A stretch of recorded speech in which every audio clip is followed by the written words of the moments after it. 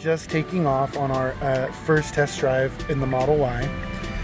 And I have to admit, it already rides super smooth. Once again, with our Overstock kit, this Juniper Model Y does not know that it's bagged at all. You can see there's no lights, warnings, or nothing on the screen reflecting that it's on air ride. Wow, this thing rides so good! Mine is still on stocks and it rides smooth, but I can't believe this Model Y on these wheels with low pros rides so smooth. It feels good. What do you think, Augie?